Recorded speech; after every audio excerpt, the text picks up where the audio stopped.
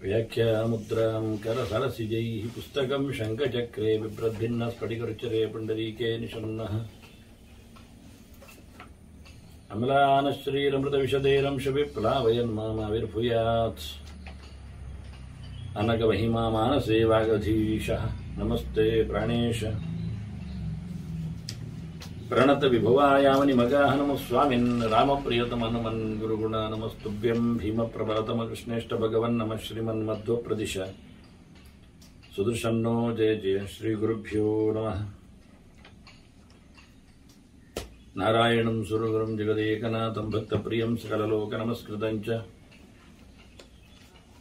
त्रैगुण्यवर्जितमजं विभुमाद्यमीशं वन्दे भवग्रम् अमरासुरसिद्धवन्द्यं नारायणं नमस्कृत्य नरं चैव नरोत्तमं देवीं सरस्वतीं व्यासं ततो जयमुदीरयेत् ವೇದವ್ಯಾಸರ ಮಹಾಭಾರತದ ಚಿಂತಕರಿಗೆ ವಂದನೆಗಳು. ಶಾಂತಿ ಪರ್ವದ 113ನೆಯ ಪ್ರವಚನ. ಮತ್ತೆ ಮಾಂಧಾತೃವಿಗೆ ಉಚ್ಚತ್ಯರು ಹೇಳಿರತಕ್ಕಂತಹ ಧರ್ಮಬೋಧನೆಯನ್ನು ಭೀಷ್ಮರು ಧರ್ಮರಾಜನಿಗೆ ತಿಳಿಸುತ್ತಾರೆ. ರಾಜನಾದವ ಒಟ್ಟಾರೆ ಎಂದೂ ಸಹ ಬೇಜವಾಬ್ದಾರಿಯವನು, ತಪ್ಪಿ ಹೋಯಿತು, ಪ್ರಮಾದ ಆಯಿತು, ಹೆಚ್ಚುಗಮ್ಮಿ ಆಯಿತು ಅಂತ ಹೇಳಿ ತೊಂದರೆಗೆ ಈಡಾಗುವನು ಆಗಬಾರದು. ಬಹಳಷ್ಟು ಜನರಿಂದ ಆತ ದೂರ ಇರಬೇಕು, ಹೆಚ್ಚಾಗಿ ಅವರ ಹತ್ತಿರ ಹೋಗಬಾರದು. ಅದಕ್ಕಿಂತ ದೊಡ್ಡ ಪಟ್ಟಿಯನ್ನೇ ಕೊಡ್ತಾನೆ. ಮುಖ್ಯವಾಗಿ ಮತ್ತಾತ್, ಪ್ರಮತ್ತಾತ್, ಪೌಗಂಡಾತ್, ಉನ್ಮತ್ತಾಚ್ಯ ವಿಶೇಷತಃ ಅಂತ. ಉಚ್ಚ, ಕುಡಿದು ಅಮಲು ಏರಿದವ, ಮತ್ತೆ ತಲೆ ಕೆಟ್ಟವ, ಜೊತೆಯಲ್ಲಿ ಅಂಗ ನ್ಯೂನವುಳ್ಳವ, ಇಂಥವರ ಹತ್ತಿರದಲ್ಲಿ ನಿತ್ಯ ನಿರಂತರವಾದ ಸಹವಾಸದಲ್ಲಿ ರಾಜ ಸಿಗಬಾರದು. ಎಲ್ಲಿಯಾದರೂ ಹುಚ್ಚ ತನ್ನ ಅಮಲಿನಲ್ಲಿ ಅಥವಾ ಇನ್ನೊಬ್ಬ ಹೊಡೆದಾಕಿಬಿಟ್ರೆ ಅಂಗ ಊನನಿಗೂ ಅಸೂಯೆಗಳಿರ್ತವೆ. ನನಗೆ ಕೈಕಾಲು ಸರಿ ಇಲ್ಲ, ಅವನಿಗೆ ಚೆನ್ನಾಗಿದೆ ಅಂತ ಹೊಡೆದಾಗಿ ಬಿಡ್ತಾನೆ. ಎಷ್ಟೋ ಅಂಗವಿಕಲರು ತಮ್ಮ ಸಹವರ್ತಿಗಳನ್ನು ಇಲ್ಲದರ ಅಸೂಯೆಯಿಂದ ಯಾವತ್ತೋ ಹೇಳಿಕೊಂಡಾಗ, ತಮಾಷೆಗೆ ಇದ್ದಾಗ ಕಡೆದಾಕಿದ್ದಿದೆ, ಬಡಿದಾಡಿದ್ದು. ಹೀಗಾಗಿ ರಾಜ ಇಂಥವರ ಜೊತೆಯಲ್ಲಿ ಸಿಗಬಾರ್ದಂತಾನೆ. ಅದರೊಟ್ಟಿಗೆ ಕದಭ್ಯಾಸಾತ್, ಉದಾವರ್ತಾತ್, ದುರ್ಹೃದಾಂಚಾಪಿ ಸೇವನಾತ್, ಕೆಟ್ಟವರ ಸಹವಾಸ ಮಾಡಬಾರದು, ತಲೆ ಕೆಟ್ಟವರ ಜೊತೆಯಲ್ಲಿ ಇರಬಾರದು, ನೀರಿನ ರಾಶಿಗಳಲ್ಲಿ ಸುಳಿಗಳಲ್ಲಿ ಎಲ್ಲ ಸಿಗಬಾರದವನು. ಅಂದರೆ ಪ್ರಶಾಂತವಾದ ಜಲಾಶಯಗಳಲ್ಲಿ ವಿಷಯ ಅಲ್ಲ, ನದಿ ಮುಂತಾದೆಡೆ ನೀರಿನ ಸುಳಿ ಇರ್ತದೆ, ಇಂಥ ಕಡೆಯಲ್ಲವ ಮೋಜು ಮಸ್ತಿಗೆಲ್ಲ ಹೋಗಬಾರದು. ಅದರಂತೆ ಮುಖ್ಯವಾಗಿ ಕೆಟ್ಟವರ ಜೊತೆಯಲ್ಲಿ ಸೇರಬಾರದು. ಕೆಟ್ಟ ನಡೆಯತೆ ಉಳ್ಳವರ ಜೊತೆಯಲ್ಲಿ, ಕೆಟ್ಟ ನುಡಿಯುವವರ ಜೊತೆಯಲ್ಲಿ ಎಲ್ಲ ಅವನು ಬರಬಾರದು. ಹಾಗೆ ನಿಗೃಹೀತಾದ ಮಾತ್ಯಾತ್ ಸ್ತ್ರೀಭ್ಯ ಚೈವ ವಿಶೇಷತಃ. ಮುಖ್ಯವಾಗಿ ಹೇಳ್ತಾನೆ, ಹೆಂಗಸರ ಜೊತೆಯಲ್ಲಿ ಸೇರಲೇಬಾರ್ದಾತ ಅಂತ. ಎಷ್ಟೋ ವಿಷಯಗಳು ಮೋಸಗೊಳ್ಳುತ್ತವೆ, ಕೆಲವೆಲ್ಲ ರಹಸ್ಯಗಳು ಬಯಲಾಗ್ತವೆ, ಬೇರೆ ಕಡೆಗೆ ಹೋಗ್ತವೆ. ಇವತ್ತು ನಾವು ಲೋಕದಲ್ಲಿ ಬೇಕಾದಷ್ಟಂತಹ ಹನಿ ಟ್ರ್ಯಾಪ್ಗಳ ಬಗ್ಗೆ ಕೇಳುತ್ತೇವೆ. ಇದನ್ನು ಆವತ್ತೇ ರಾಜ, ಹಿರಿಯ ರಾಜರಿಗೆ ತಿಳಿಸಿಕೊಟ್ಟದ್ದನ್ನು ಭೀಷ್ಮ ಎತ್ತಿ ತೋರಿಸ್ತಾ ಇದ್ದಾನೆ, ಹೇಳಿಕೊಡ್ತಾ ಇದ್ದಾನೆ. ಮುಖ್ಯವಾಗಿ ಅದರಂತೆ ಸೆರೆಯಲ್ಲಿ, ಕಾರಾಗೃಹದಲ್ಲಿ ಸಿಕ್ಕಿಬಿದ್ದವರಲ್ಲಿ ಅಥವಾ ತೊಂದರೆಗೊಂಡವರಲ್ಲಿ ಸೇರಬಾರದು. ಅದರಲ್ಲಿ ವಿಶೇಷವಾಗಿ ಮಂತ್ರಿಗಳ ಜೊತೆಯಲ್ಲಿ. ಒಂದ್ಸರ್ತಿ ಕಾರಾಗೃಹಕ್ಕೋ ಸೆರೆಮನೆಗೋ ತಪ್ಪಿಗೋ ಹೋಗಿ ಬಂದವ, ಅಂಥವನಲ್ಲಿ ಮತ್ತೆ ಸೇರಿಕೊಳ್ಳುವುದಾಗಲಿ ತಪ್ಪೇ. ಸಾಮಾನ್ಯವಾಗಿ ಮಂತ್ರಿಗಳಲ್ಲಿ ಹೆಚ್ಚೊತ್ತಿರಬಾರ್ದಿವ, ಸಲುಗೆ ಆಗ್ತದೆ. ಬೇರೆ ವಿಷಯಗಳನ್ನೆಲ್ಲ ಮೆಲ್ಲ ಆತ ಕೇಳಿಕೊಳ್ತಾನೆ, ಕಕ್ಕಿಸ್ತಾನೆ, ಅದನ್ನು ಬೇರೆ ಕಡೆ ಹಾಕ್ತಾನೆ.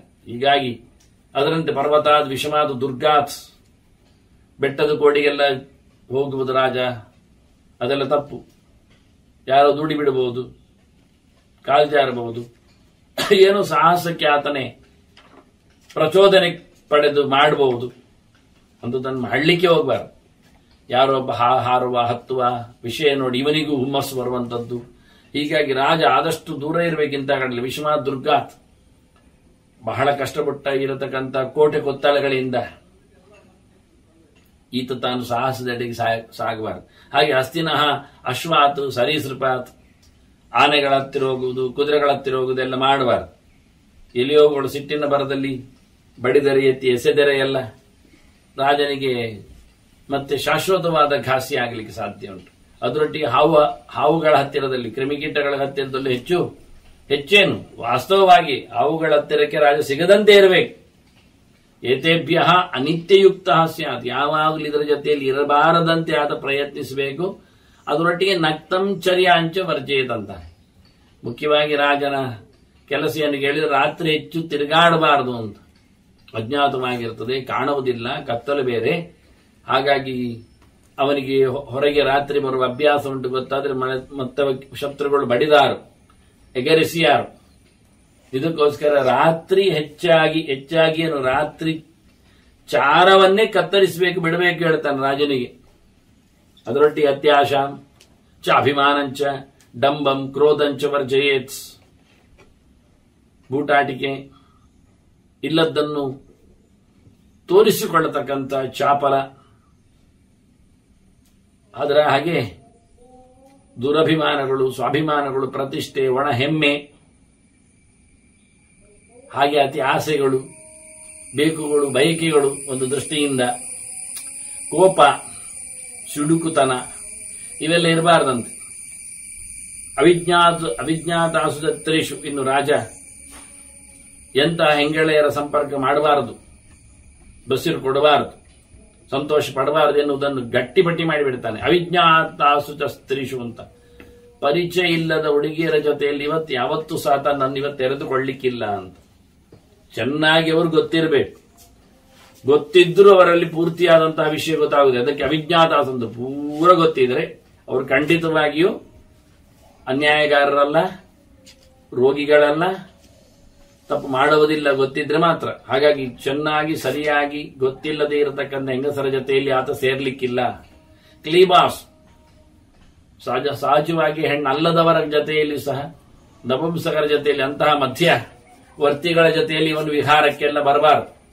ಸ್ವೈರಿಣಿ ಶುಚ, ವೇಶ್ಯರ ಜೊತೆಯಲ್ಲಿ ಸೇರ್ಲಿಕ್ಕಿಲ್ಲ, ದುರಂತ ಆಗುತ್ತೆ, ದೋಷಕಾರ ಆಗುತ್ತೆ.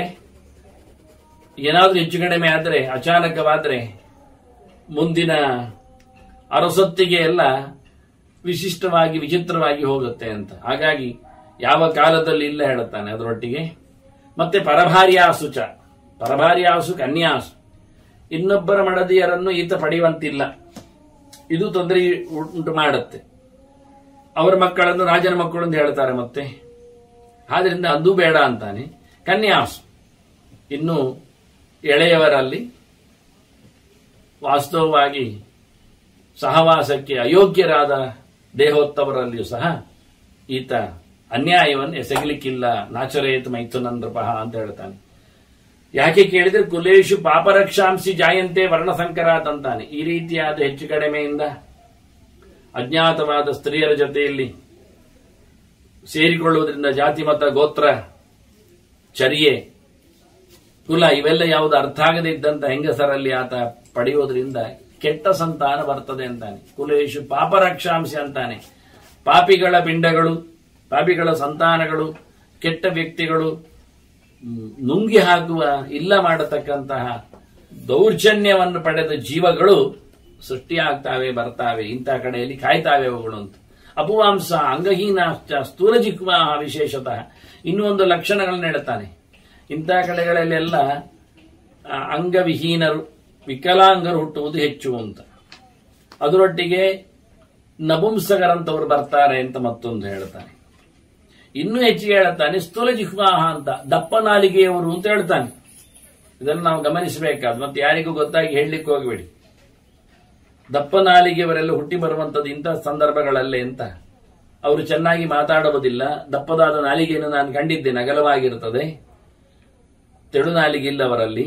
ಇಂಥವರೆಲ್ಲ ಈ ರೀತಿಯಾದಂತಹ ಕೆಟ್ಟ ಕಥೆಯಿಂದ ಹುಟ್ಟಿ ಬಂದವರು ಅಂತ ಹೇಳುತ್ತಾನೆ.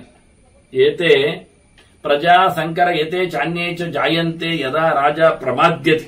ರಾಜ ಯಾವುದೋ ಒಂದು ಗಳಿಗೆಯಲ್ಲಿ ಸುಖದ ಆಸೆಗೆ ಹೋದವ, ತಲೆ ಕೆಟ್ಟವ, ಎಚ್ಚರ ತಪ್ಪಿದವ ಹೀಗೆಲ್ಲ ಮಾಡಿಬಿಟ್ರೆ ಇಂಥದ್ದೆಲ್ಲ ಅನರ್ಥಗಳು ಉಂಟಾಗ್ತವೆ. ಇದೆಲ್ಲ ರಾಜನ ದೋಷಗಳು, ಅನ್ಯಾಯಗಳು. ಇದರಿಂದಾಗಿ ಅಧರ್ಮ ಸಂಪ್ರವರ್ಧಂತೆ ವರ್ಣ ಸಂಕರಕಾರಕ. ಲೋಕದಲ್ಲಿ ಈ ರೀತಿಯಾದ ಅಧರ್ಮಗಳು ಮತ್ತೆ ಅಲ್ಲಿಂದಲ್ಲಿ ಹೋಗುತ್ತೆ. ವಿಚಿತ್ರವಾದಂತಹ ವರ್ಣದ ಸಾಂಕರ್ಯ ಬೆಳೀತದೆ, ಅಧರ್ಮಗಳು ತಾಂಡವಾಡ್ತವೆ, ಸ್ವಚ್ಛವಾದ ಶುದ್ಧವಾದ ಅವರವರಿಗೆ ಹೇಳಿರತಕ್ಕಂತಹ ಧರ್ಮ ಕರ್ಮಗಳು ಲೋಪ ಆಗ್ತವೆ, ಇಲ್ಲ ಆಗ್ತವೆ, ಮುಂದುವರಿಯದೆ ಹೋಗ್ತವೆ. ಮತ್ತೆಷ್ಟು ಅನಾಹುತ ಆಗುತ್ತೆ ಅಂದ್ರೆ ಲೋಕದಲ್ಲಿ ಅಶೀತೆ ವಿದ್ಯತೆ ಶೀತಂ ಶೀತೆ ಶೀತನ್ನ ವಿದ್ಯತೆ ಅಂತಾರೆ. ತಣ್ಣಗಾಗಿರುವ ಸಮಯದಲ್ಲಿ ತಣ್ಣಗಾಗಿರುವ ವಸ್ತುವಿನಲ್ಲಿ ತಣ್ಣಗಿನ ತನ ಇರುವುದಿಲ್ಲ, ಅದು ಬಿಸಿ ಬಿಸಿ ಆಗಿರ್ತದೆ, ಬೆಚ್ಚನೆ ಇರ್ತದೆ. ಬೆಚ್ಚನೆ ಇರಬೇಕಾದಲ್ಲಿ ಥಂಡಿ ಇರ್ತದೆ, ಶೈತ್ಯ ಬಾಧೆ ಇರ್ತದೆ, ಚಳಿ ಆಗ್ತದೆ, ಕಾಲ ಸರಿ ಇಲ್ಲ ಆಗ್ತದೆ, ಋತು ಬದಲಾಗ್ತದೆ. ಅವೃಷ್ಟಿ ಅತಿವೃಷ್ಟಿಶ್ಚ, ಮಳೆ ಹೆಚ್ಚಾಗ್ತದೆ, ಮಳೆ ಬಾರದಿರ್ತದೆ. ಎರಡೂ ತಪ್ಪೆ. ಬೇಕಾದಷ್ಟು ಮಳೆ ಬರಬೇಕು, ಬೇಕಾದಾಗ ಬರಬೇಕು. ಇದು ಹೆಚ್ಚಿಗೆ ಬರುವುದು ಸರಿ ಇಲ್ಲ, ಬಾರದಿ ಇರುವುದು ಸರಿ ಇಲ್ಲ. ವ್ಯಾಧಿಶ್ಚ ಅಭಿಷೇತ್ ಪ್ರಜಾ, ಇದರಿಂದ ಪ್ರಜೆಗಳಿಗೆ ಸಂಕಟ ಆಗ್ತದೆ, ಹೊಸ ಹೊಸ ರೋಗಗಳು ಉಂಟಾಗ್ತವೆ, ಅವರು ಬಳಲುತ್ತಾರೆ, ತೊಂದರೆ ಪಡ್ತಾರೆ. ರಾಜ ಪ್ರಜೆಗಳನ್ನು ರಕ್ಷಿಸಬೇಕಲ್ಲ, ಇದರಿಂದ ರಾಜನ ದೋಷದಿಂದಾಗಿ ಪ್ರಜೆಗಳಿಗೆ ಸಂಕಟ ಆಯ್ತಲ್ಲ. ಈಗ ಪ್ರಜಾಪಾಲನೆ ಅವನ ಹಿತವೇ ದೊಡ್ಡ ಸಂಗತಿ. ಪ್ರಜಾಹಿತದಲ್ಲಿ ರತನಾಗುವುದೇ ರಾಜನ ಧರ್ಮ ಅಲ್ವಾ? ಹೀಗೆ ಪರ್ಯಾಯವಾಗಿ ಬೇರೆ ರೀತಿಯಿಂದ ಪ್ರಜೆಗಳಿಗೆ ಸಂಕಟ ಕೊಡಲಿಕ್ಕೆ ರಾಜಕಾರಣನಾಗ್ತಾನೆ. ಹೊರಗು ಉತ್ಪಾತಗಳು ಕಾಣ್ತವೆ. ನಕ್ಷತ್ರಾಣಿ ಉಪತಿಷ್ಠಂತಿ, ಹತ್ತಿರ ನಕ್ಷತ್ರಗಳು ಬಂದಾಗಿರ್ತಾವೆ. ಗ್ರಹಾಹ ಘೋರಾಹ ತಥಾಗತೆ, ಗ್ರಹಗಳ ಗತಿಯಲ್ಲಿ ಏನೋ ಘೋರತನ, ಹೊರಡುವಾಗ ಗ್ರಹಗಳ ದರ್ಶನ, ಹೀಗೆಲ್ಲ ಏನೋ ಉತ್ಪಾತಾಶ್ಚ ಅತ್ರ ದೃಶ್ಯಂತೆ. ವಿಚಿತ್ರವಾದಂತಹ ಉತ್ಪಾತಗಳು, ಉಲ್ಕಾಪಾತಗಳು, ದುಶ್ಶಕುನಗಳು, ದುಷ್ಟವಸ್ತುಗಳ ದರ್ಶನಗಳು ಎಲ್ಲ ಆಗ್ತವೆ. ಇದೆಲ್ಲ ಬಹವಹ ರಾಜನಾಶುನ. ಇದು ರಾಜನ ಇಲ್ಲವಾಗುವುದಕ್ಕೆ, ಇಲ್ಲತನಕ್ಕೆ ಕಾರಣವಾಗ್ತದೆ. ರಾಜನ ನಾಶಕ್ಕೆ, ವಿನಾಶಕ್ಕೆ ಇವೆಲ್ಲ ಸೂಚನೆಗಳಾಗಿ ಬರ್ತವೆ. ಲೋಕದಲ್ಲಿ ಜನರು ಕಳ್ಳರು ಹೆಚ್ಚಾಗ್ತಾರೆ. ದೋ ಆದಾತದೆ ಹಿ ಏಕಸ್ವಂ, ಇಬ್ಬರು ದೋಚುತ್ತಾರೆ ಒಬ್ಬನ ಸೊತ್ತನ್ನು. ದ್ವಯೋಶ್ಚ ಬಹವಹ ಪರೆ, ಬಹವೋ ಪರೆ. ಹಿಂದೆ ನಾವು ನೋಡಿದ್ದೀವಿ ಶಬ್ದಗಳನ್ನು. ಒಬ್ಬರದ್ದನ್ನು ಇಬ್ಬರು ಲೂಟಿದ್ರೆ ಇಬ್ಬರದ್ದನ್ನು 10 ಜನರು ಸೇರಿ ಲೂಡ್ತಾರೆ ಅಂತ. ಹೀಗೆ ಒಬ್ಬರ ಕೈಯಿಂದ ಒಬ್ಬರ ಕೈಗೆ ಕಳ್ಳರ ಕಥೆ ಹೆಚ್ಚಾಗ್ತದೆ. ಲೋಕದಲ್ಲಿ ದುಷ್ಟತನ ಜಾಸ್ತಿ ಆಗ್ತದೆ. ಅದರೊಟ್ಟಿಗೆ ಕುಮಾರಿಯ ಸಂಪ್ರಲೋಪ್ಯಂತೆ ತದಾಹುರ ಪ್ರದೂಷಣ. ಇದನ್ನು ನೋಡಿಕೊಂಡು ತಿಳಿದುಕೊಂಡು ಜನರು ಹೆಣ್ಣು ಮಕ್ಕಳನ್ನು ಹಾಳು ಮಾಡುತ್ತಾರೆ. ಅದರಲ್ಲಿಯೂ ಕುಮಾರಿಯರನ್ನು, ಮದುವೆ ಆಗದವರನ್ನು, ಮದುವೆಯಾಗಿ ಯೋಗ್ಯತೆ ಇಲ್ಲದವರನ್ನು, ಅಂತವರನ್ನೆಲ್ಲ ಕೆಡಿಸ್ತಾರೆ. ಸಹಜವಾಗಿ ಅನಾಚಾರಗಳು, ಅತ್ಯಾಚಾರಗಳ ಬಗ್ಗೆ ಇಲ್ಲಿ ಗುರುತಿಸಿದ್ದಾರೆ, ಹೇಳಿಕೊಡೋದು. ಇದೆಲ್ಲ ರಾಜ ಖಡಕ್ಕಾಗಿ ಇಲ್ಲದೇ ಇರತಕ್ಕಂಥ ತಪ್ಪಿನಿಂದ ಆಗಿರತಕ್ಕಂತಹ ವ್ಯವಸ್ಥೆಗಳು. ಇದರಲ್ಲಿಯೂ ರಾಜನು ಕೆಲವೊಮ್ಮೆ ಭಾಗಿಯಾಗಿ ಬಿಟ್ರೆ ಜನಗಳು ರಾಜನ ದೋಷವನ್ನು ತೋರಿಸಿಕೊಂಡು ತಮ್ಮ ದೋಷವನ್ನು ಮುಚ್ಚಿ ಹಾಕ್ತಾರೆ. ಹೀಗಾಗಿ ರಾಜ ಸರಿಯಾಗಿದ್ರೆ, ಪ್ರಮಾದವನ್ನು ಎಸಗದೇ ಇದ್ರೆ, ಎಷ್ಟರವರೆಗೆ ಜನ ರಾಜನ ನಿಯತ್ತಿಗೆ, ಶಾಸನಕ್ಕೆ ಚೆನ್ನಾಗಿ ಇಲ್ಲದೆ ಇರುವುದರಿಂದ ಆದದ್ದಕ್ಕೆ ಜನರು ಹೇಗಿರ್ತಾರೆ ಅಂದ್ರೆ, ಮಮೈತ ರೀತಿ ನೈಕಸ್ಯ ಮನುಷ್ಯೇಶು ಅವತಿಷ್ಠತಿ. ಯಾರೊಬ್ಬರಿದ್ದು ನನ್ನದು ಎನ್ನುವಂಥದ್ದು ಇರುವುದಿಲ್ಲ.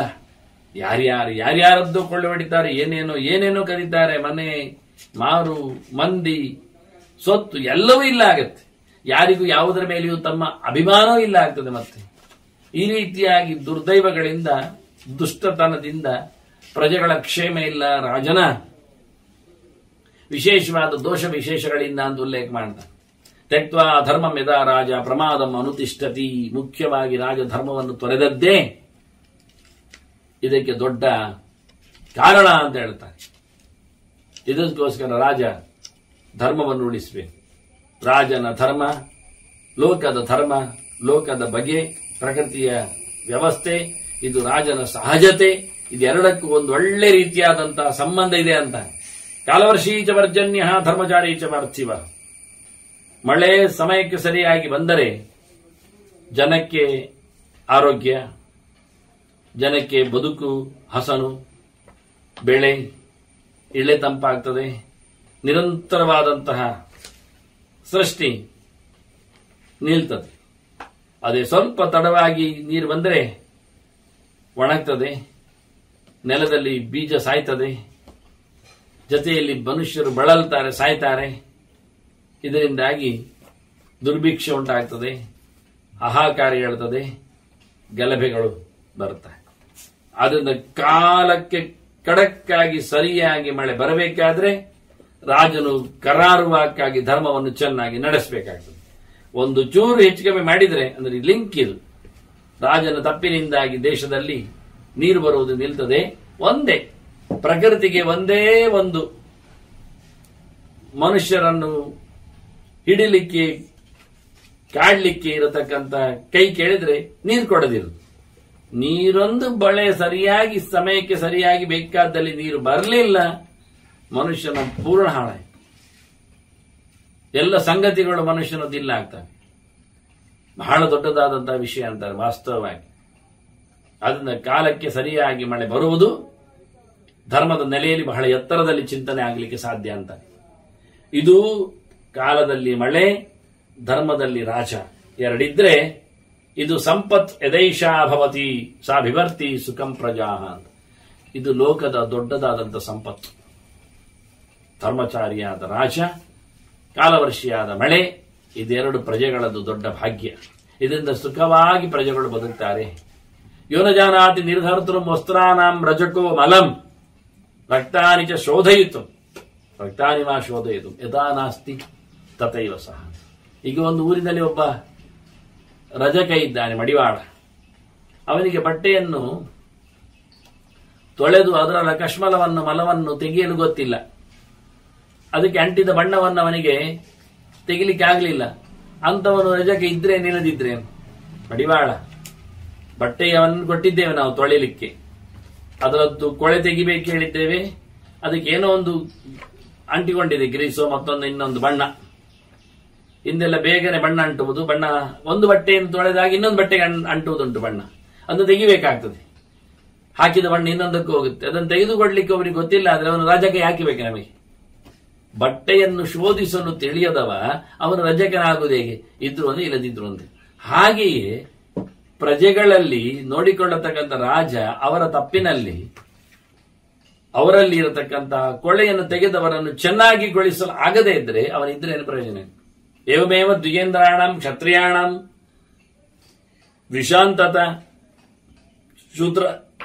ಶೂದ್ರಾ ಚತುರ್ಣಾಂ ವರ್ಣಾನಾಂ ನಾನಾ ಕರ್ಮಸು ಅವಸ್ಥಿತ.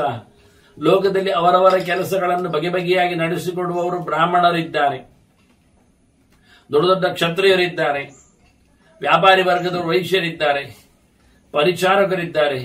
ಇವರೆಲ್ಲ ಅವರವರ ಕೆಲಸದಲ್ಲಿ ಬಹಳ ಚೆನ್ನಾಗಿ ನೆಲೆಗೊಂಡವರಿದ್ದಾರೆ, ನೆಲೆಗೊಂಡಿದ್ದಾರೆ. ಏನ್ ಕೆಲಸ? ಕರ್ಮಶೂದ್ರೇ, ಕೃಷಿರ್ವೈಶ್ಯೆ, ದಂಡನಿಷ್ಠ ರಾಜನಿ. ಚೆನ್ನಾಗಿ ರಾಜನಲ್ಲಿ ಅವನ ಕೆಲಸ ಏನು ಕೇಳಿದ್ರೆ ಒಳ್ಳೆ ರೀತಿಯಿಂದ ನಿಯಮಗಳನ್ನು ಲೋಕದಲ್ಲಿ ಪಾಲಿಸುವಂಥದ್ದು, ತಪ್ಪಿದರೆ ದಂಡವನ್ನು ಪ್ರಯೋಗಿಸುವಂಥದ್ದು.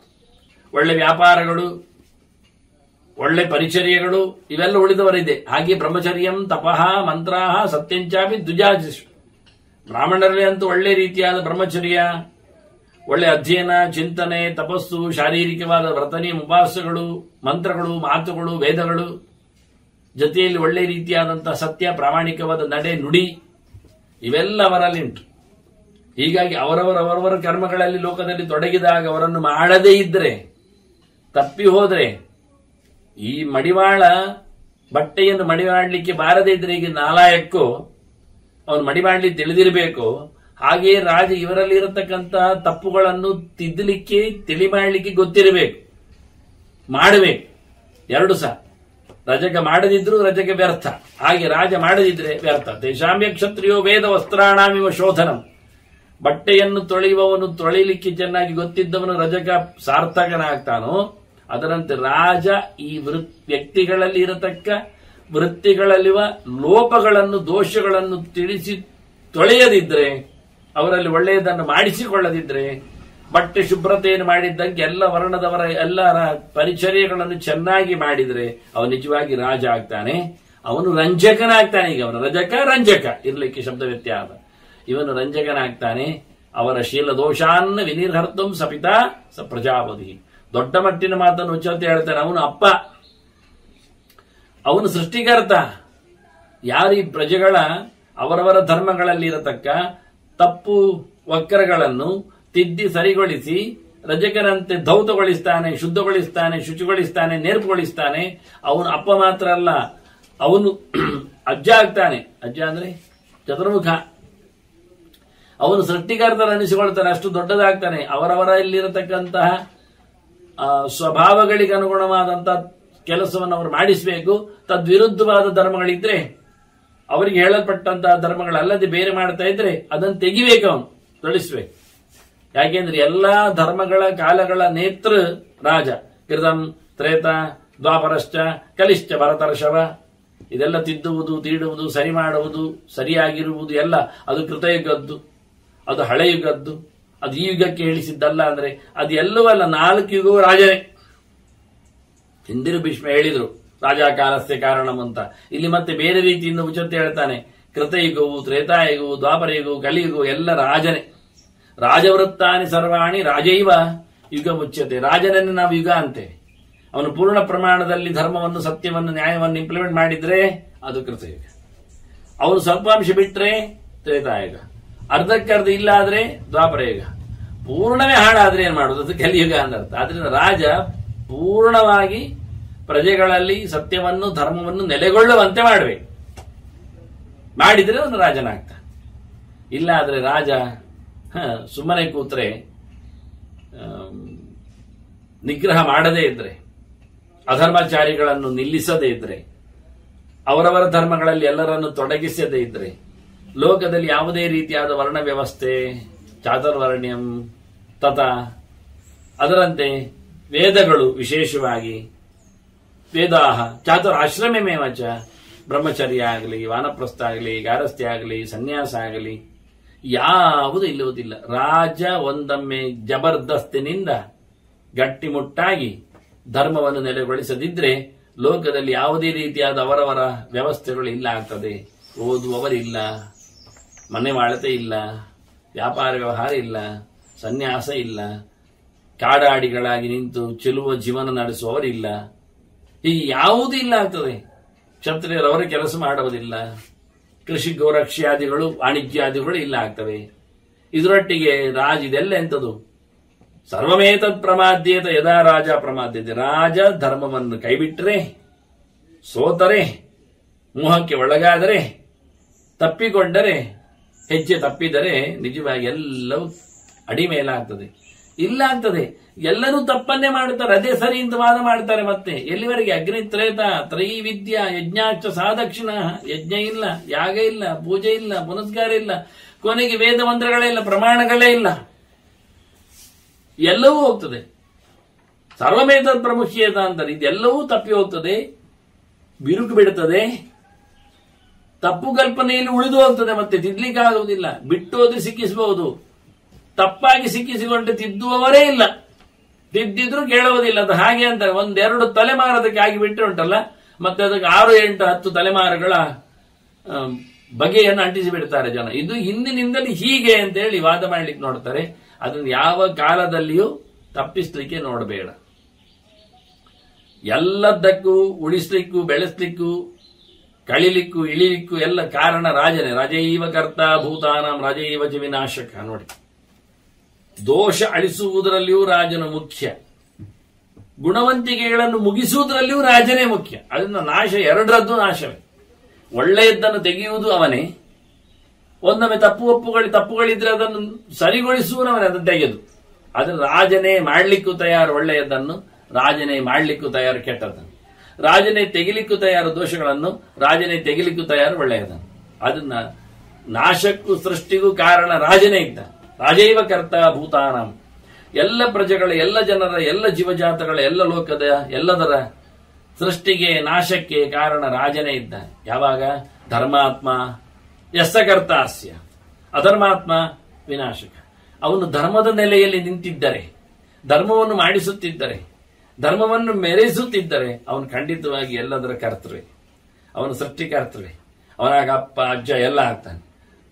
ಯಾವಾಗ ಅಧರ್ಮ ಸ್ವರೂಪನಾಗ್ತಾನೆ, ಕೆಟ್ಟದ್ದು ಮಾಡಲಿಕ್ಕೆ ನಿಲ್ತಾನೆ, ಧರ್ಮವನ್ನು ನಡೆಸಿಕೊಡುವುದಿಲ್ಲ, ಅಧರ್ಮಗಳ ಜತೆಯಲ್ಲಿ ಸೇರಿಕೊಳ್ಳುತ್ತಾನೆ. ಅದು ಯಾರನ್ನು ಬಿಟ್ಟಿರಬೇಕು ಅಂತ ಹೇಳಿದ್ದಾರಲ್ಲ, ಹುಚ್ಚರ ಜೊತೆಯಲ್ಲಿ, ಕೆಟ್ಟವರ ಜೊತೆಯಲ್ಲಿ, ನಿಂದಿತರಲ್ಲಿ, ಅಸದಾಚಾರರಲ್ಲಿ ಎಲ್ಲ ಸೇರಿಕೊಳ್ಳುತ್ತಾನೆ. ಅಷ್ಟೇ ಅಲ್ಲದೆ ಇತರ ತನ್ನ ಭೋಗದ ಸಾಮರ್ಥ್ಯಕ್ಕೋಸ್ಕರ ಯಾರ್ಯಾರೋ ಜೊತೆಯಲ್ಲಿ ಏನು ಸೇರಿಕೊಳ್ಳುತ್ತಾನೆ. ಇದರಿಂದ ರಾಜ ಅಧರ್ಮ ಆಗ್ತಾನೆ. ಅಧರ್ಮಾತ್ಮ ನೆನೆಸಿದ್ರೆ ಲೋಕದ ನಾಶಕ್ಕೆ ಕಾರಣ ಆಗ್ತಾನೆ, ಧರ್ಮದ ಪ್ರಪಂಚಕ್ಕೆ ನಾಶಕನಾಗ್ತಾನೆ. ಎಷ್ಟು ಹಾಳಾಗ್ತದೆ ಕೇಳಿದ್ರೆ ಒಳ್ಳೆಯದು ಯಾವುದು ಉಳಿಯುವುದಿಲ್ಲ. ಮುಖ್ಯವಾಗಿ ನಡೆಸಬೇಕಾಗಿರತಕ್ಕಂಥ ಅವರವರ ಕಾಲದಲ್ಲಿ ಆಗಿರಬೇಕಾದಂತಹ ಅಧ್ಯಯನ ಬ್ರಹ್ಮಚರ್ಯ, ಅದಕ್ಕೆ ಇಲ್ಲಿ ಚಾತುರಾಶ್ರಮ ಮೇವಾಚ ಅಂದದ್ದು ಮೊದಲಿಗೆ ದೊಡ್ಡ ವಿಷಯ. ಆಶ್ರಮ ಧರ್ಮಗಳು ಅಳಿದುಕೊಂಡರೆ ಲೋಕದಲ್ಲಿ ಏನು ಉಳಿಯುತ್ತದೆ? ಮುಂದೆ ತರುವವರು ಯಾರು? ಮತ್ತೆ ಪರಮೋಚ್ಚವಾದ ಧರ್ಮ ಬ್ರಹ್ಮಚರ್ಯ ಅಧ್ಯಯನ, ಅದಕ್ಕೆ ಇಲ್ಲಿ ಬೇರೆ ಹೇಳಿದ್ದವರು ವೇದಾಹ ಅಂತ. ವೇದದ ಪ್ರಾಕ್ಟೀಸ್ಗಳು ಯಜ್ಞಗಳು. ವೇದ ಉಳಿಯುವುದು ಯಾವಾಗ? ಯಜ್ಞಗಳು ಮಾಡಿದಾಗ.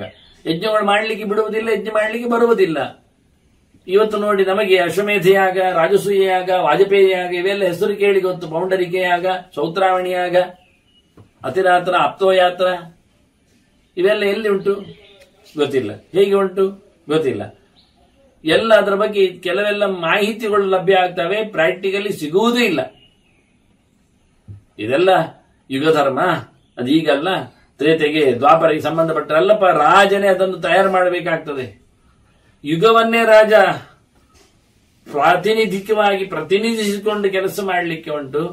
ಹಾಗಾಗಿ ರಾಜನೇ ಜಗತ್ತಿನ ಧರ್ಮದ ಪ್ರತಿಷ್ಠೆ ಮಾಡುವವ. ರಾಜನೇ ಅಧರ್ಮದ ಪ್ರತಿಷ್ಠೆ ಮಾಡಿ ಧರ್ಮವನ್ನು ನಾಶ ಮಾಡುವ. ಅದು ರಾಜನಿಗೆ ಫುಲ್ ಪವರ್ ಇದೆ. ರಾಜ್ಞೋ ಭಾರ್ಯಾಶ್ಚ ಪುತ್ರಾಶ್ಚ ಬಾಂಧವ ಸುಹೃದಸ್ತದ. ರಾಜ ಕೆಟ್ಟರೆ ರಾಜನೊಬ್ಬನೇ ಕೆಟ್ಟದ್ದಲ್ಲ. ರಾಜನಿಂದಾಗಿ ಈ ಲೋಕ ಹಾಳಿನಿಂದಾಗಿ ರಾಜನ ಹೆಂಡತಿಯರು ಸಾಯ್ತಾರೆ, ಹಾಳಾಗ್ತಾರೆ, ಮಕ್ಕಳು ದಾರಿ ತಪ್ತಾರೆ, ಬಂಧುಗಳು ಬೊಬ್ಬೆ ಹೊಡಿತಾರೆ, ಗೆಳೆಯರು ದೂರ ಹೋಗ್ತಾರೆ. ಹೀಗಾಗಿ ಎಲ್ಲಕ್ಕೂ ಸಹ ರಾಜನೇ ಕಾರಣ ಆಗ್ತಾನೆ. ಸಮೇತ್ಯ ಸರ್ವೇ ಶೋಚಂತು, ಎಲ್ಲರೂ ಅಳತಾರೆ, ಬೊಬ್ಬೆ ಹೊಡಿತಾರೆ, ದುಃಖ ಪಡುತ್ತಾರೆ, ಒದ್ದಾಡುತ್ತಾರೆ. ಯಾವಾಗ? ಯದಾ ರಾಜ ಪ್ರಮಾದ್ಯತೆ. ಒಬ್ಬ ರಾಜ ಲೋಕದಲ್ಲಿ ದುರಾಡಳಿತವನ್ನು ತಂದ್ರೆ, ಧರ್ಮವನ್ನು ಎತ್ತಿ ಹಿಡಿಯದಿದ್ರೆ, ಅಧರ್ಮದೆಡೆಗೆ ವಾಲಿದ್ರೆ, ನಾವಂತಹ ಪ್ರಸಂಗಗಳನ್ನು ಪ್ರಕರಣಗಳನ್ನು ಇತಿಹಾಸದಲ್ಲಿ ನೋಡಿದ್ದೇವೆ. ಒಬ್ಬ ವೇಲನಿಂದಾಗಿ ಅವನ ಸೃಷ್ಟಿಯ ವಿಶೇಷತೆಯಿಂದಾಗಿ ಲೋಕದಲ್ಲಿ ಅತ್ಯಂತ ಹಾಳಾಯಿತು. ದೃಷ್ಟಾಂತಕ್ಕೆ ನಾನು ಹೇಳಿದಷ್ಟೇ ವೇಲನನ್ನು. ಇದನ್ನು ಉಚತ್ಯರು ಮಾಂಧಾತನಿಗೆ ಕಾರಣವಾಗಿ ಹೇಳಲಿಲ್ಲ.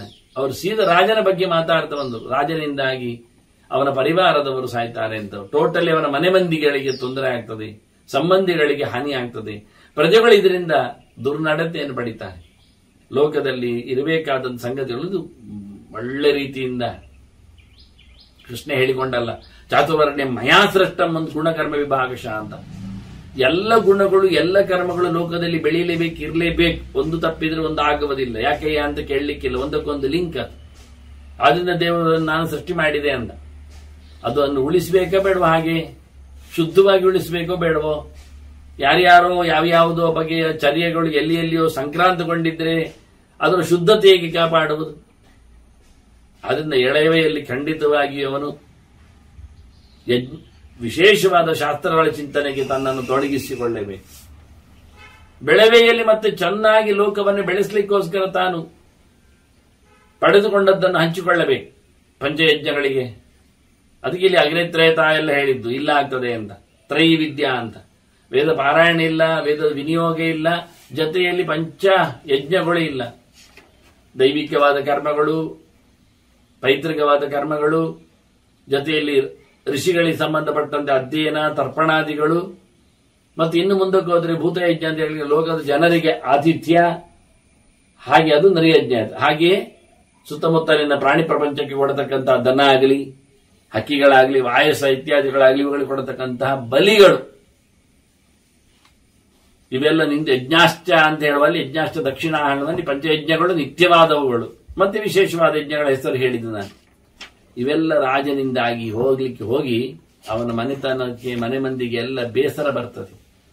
ಒಬ್ಬ ರಾಜನ ಹಾಳುತನದಿಂದಾಗಿ ಇಡೀ ಪ್ರಜೆಗಳಿಗೆ, ಬಂಧುಗಳಿಗೆ ಅವನು ರಾಜ ನಮ್ಮ ಸಂಬಂಧಿ ಅಂತ ಹೇಳಲಿಕ್ಕೆ ನಾಚಿಕೆ ಆಗ್ತದೆ. ಆದ್ರೆ ಹೆಂಡತಿಯೇ ಹೆಸಿಟೇಟ್ ಮಾಡ್ತಾಳೆ, ಮಕ್ಕಳೇ ದೂರ ಆಗಿ ಬಿಡುತ್ತಾರೆ, ಬಂಧುಗಳು ಕಣು ತಪ್ಪಿಸ್ತಾರೆ, ಗೆಳೆಯರು ಚಾಡಿ ಹೇಳುತ್ತಾರೆ ಕೊನೆಗೆ. ಹೀಗಾಗಿ ಯಾರು ಒಬ್ಬೊಬ್ಬರು ಒಂದು ರೀತಿಯಿಂದ ರಾಜ್ಞಾ ಭಾರ್ಯಾಶ್ಚ ಪುತ್ರಾಶ್ಚ ಸುಹೃದಃ ಅದಕ್ಕಿಂತ ಮೊದಲು ಬಾಂಧವ ಸೂರದಸ್ತತ, ಇವರೆಲ್ಲರೂ ಒಟ್ಟು ಸೇರಿಕೊಂಡು ಸಮೇತ್ಯ ಸರ್ವೇ ಶೋಚಂತಿ, ಎಲ್ಲರೂ ಸಹ ದಾರಿ ತಪ್ಪಿಕೊಳ್ಳುತ್ತಾರೆ, ಒದ್ದಾಡುತ್ತಾರೆ, ದುಃಖ ಪಡ್ತಾರೆ, ಸಂಕಟ ಪಡ್ತಾರೆ. ಇದಾ ರಾಜ ಪ್ರಮಾದ್ಯತೆಯಿಂದ. ಈ ರಾಜ ನಮ್ಮ ರಾಜ, ನಮ್ಮವ, ನಮ್ಮ ಗಂಡ, ನಮ್ಮ ತಂದೆ, ನನ್ನ ಬಂಧು, ನನ್ನ ಸಂಬಂಧಿ ಹೇಳಿಕೊಳ್ಳುವವರೆಲ್ಲ ಇವತ್ತು ರಾಜನ ತೊಂದರೆಯಿಂದಾಗಿ ಅನುಭವಿಸಿ ಇಡೀ ಲೋಕದಲ್ಲಿ, ದೇಶದಲ್ಲಿ ರಾಜನ ಕೆಟ್ಟ ಹೆಸರಿನಿಂದಾಗಿ ಅವರಿಗೆ ಕೆಟ್ಟ ಹೆಸರು ಬರ್ತದೆ. ನಾವಿತ್ತು ನೋಡ್ತೇವಲ್ಲ ಹೇಗೆ ಒಂದು ಅಜ್ಜನ ಮೊಮ್ಮಕ್ಕಳ ಚರಿತೆ ಎಷ್ಟು ಹೇಸಿಗೆಯಾಗುಂಟು ಲೋಕದಲ್ಲಿ ಅಂತ. ಆದ್ರಿಂದ ಎಲ್ಲ ಜನರು ಹೇಳುವಾಗ ಆತನ ಈತನ ಈ ದೇಶವನ್ನು ಆಳಿದವನೊಬ್ಬನ ಅಂತ ಹೇಳಿಕೊಳ್ಳುವ ಮೂಲಕ ಅತ್ಯಂತ ಹೇಯವಾದ ಪರಿಸ್ಥಿತಿ ಬಂಧುವರ್ಗಕ್ಕೆ ಬರ್ತದೆ ಎಂದು ಗುರುತಿಸ್ತಾರೆ ಇಲ್ಲಿ ಉಚತ್ಯರು, ವಿಶೇಷವಾಗಿ ರಾಜನಿಗೆ. ಇದರಿಂದ ರಾಜ ತನ್ನವರಿಂದಲೇ ಚುಚ್ಚಿಕೊಂಡಾಗ, ಹೇಸಿಗೆಗೆ ಒಳಪಟ್ಟಾಗ, ಪ್ರಜೆಗಳ ಧಿಕ್ಕಾರದಿಂದ ಹೆಚ್ಚು ಅವನಿಗೆ ಕಷ್ಟ ಆಗದಿದ್ರು ಒಳಮಂದಿಯಲ್ಲಿ ಆತ ಹೊರಗೆ ನಿಂತಾಗ ಅತ್ಯಂತ ದುಃಖಕ್ಕೆ ಅನುಭವಿಸ್ತಾನೆ. ಹಾಗಾಗಿ ರಾಜ ಯಾವತ್ತೂ ಸಹ ಎಚ್ಚರ ತಪ್ಪಬಾರದು. ದೊಡ್ಡ ಮಾತು ಇಲ್ಲಿ ಅವನು ಹೇಳುವಂಥದ್ದು ಉಚತ್ಯ ನ ಪ್ರಮಾದ್ಯೇತ ಅಂತ ಮಾಂಧಾತೃವಿ ಹೇಳುದು. ಯಾವ ಕಾಲದಲ್ಲಿಯೂ ಪ್ರಮಾದ ಎಸಗಬೇಡ, ಆಗಬಾರದು. ಏನೋ ಒಂದು ಗೊತ್ತಿಲ್ಲದೆ ಆಗಿ ಹೋಯಿತು ಎನ್ನುವುದಕ್ಕೆ ನೀನು ಸೇರಬಾರದು. ತಪ್ಪಿ ಹೋಯಿತು, ಮನಸ್ಸು ಹಗುರವಾಯಿತು, ಹಾಳಾಯಿತು ಹೇಳಬಾರದು. ಪ್ರಮಾದ, ಮದ ಅಂದ್ರೆ ಒಂದು ರೀತಿಯ ಸೊಕ್ಕು. ಇದು ಹಾಗಲ್ಲ, ಮನಸ್ಸಿನಲ್ಲಿ ಆಗಿರತಕ್ಕಂತಹ ಹೆಚ್ಚು ಕಡಿಮೆಗಳು, ಆಗಬಾರದ ಸಂಗತಿ ಆಗಿ ಹೋಗುವಂಥದ್ದು. ಆದರೆ ಮತ್ತೆ ಅದನ್ನು ತಪ್ಪಿಸ್ಲಿಕ್ಕೆ ಆಗುತ್ತಿಲ್ಲ. ಅದಕ್ಕೆ ಹಿಂದೆ ಅವನ ಮೊದಲೇ ಹೇಳಿದ್ದು, ಯಾವುದೇ ರೀತಿಯಾದ ಕಾಮಕ್ರೋಧಕ್ಕೆ ರಾಜ ಬಲಿಯಾಗದಿದ್ರೆ ಇಂತಹ ಪ್ರಮೋಹ, ಪ್ರಮಾದ, ಎಚ್ಚರ ತಪ್ಪುವಿಕೆ, ಅಜ್ಞಾನ, ವಿಪರೀತ ಜ್ಞಾನ, ಸಂಶಯ ಅಥವಾ ದುಷ್ಟ ವಿಷಯದಲ್ಲಿನ ನಿಶ್ಚಯ, ಇದು ಯಾವುದು ಬರುವುದಿಲ್ಲ ಅವನಿಗೆ. ಬರಬಾರದಂತೆ ಮಾಡಲಿಕ್ಕೆ ಪ್ರಧಾನವಾಗಿ ಧರ್ಮಾತ್ಮನಾಗಿದ್ದರೆ ಧರ್ಮದಿಂದ ದೇಶದ ಉದ್ಧಾರ ಆಗ್ತದೆ. ಧರ್ಮದಿಂದ ಇವೆಲ್ಲ ನಿಂತಿರ್ತದೆ. ಆಶ್ರಮ ಧರ್ಮಗಳು, ಕುಲಧರ್ಮಗಳು, ಲೋಕಧರ್ಮಗಳು ಇವೆಲ್ಲ ನಿಲ್ಲಬೇಕಾದ್ರೆ ಧರ್ಮ ಪ್ರಧಾನನಾದ ರಾಜನಿರಬೇಕಾಗ್ತದೆ. ಅದಕ್ಕೆ ಅಧರ್ಮಾತ್ಮ ಅಂತ ಅವನನ್ನು ಹೇಳಿದ. ಧರ್ಮ ಸ್ವರೂಪನಾಗಿ ಬಿಟ್ರೆ, ಧರ್ಮಾತ್ಮ ಅಂತ ಹೇಳಿದ ಧರ್ಮ ಅವನ ಸ್ವರೂಪ ಆಗಬೇಕು ಅಂದ್ರೆ ಧರ್ಮದ ಮನಸ್ಸು, ಧರ್ಮಕ್ಕೋಸ್ಕರ ದುಡಿಯುವ ವ್ಯವಸ್ಥೆ, ಧರ್ಮಕ್ಕೋಸ್ಕರ ಮೀಸಲಿಡತಕ್ಕಂಥ ಅವನ ದೇಹ, ಚರ್ಯ ಇವೆಲ್ಲ ಆಗ್ಬೇಕು.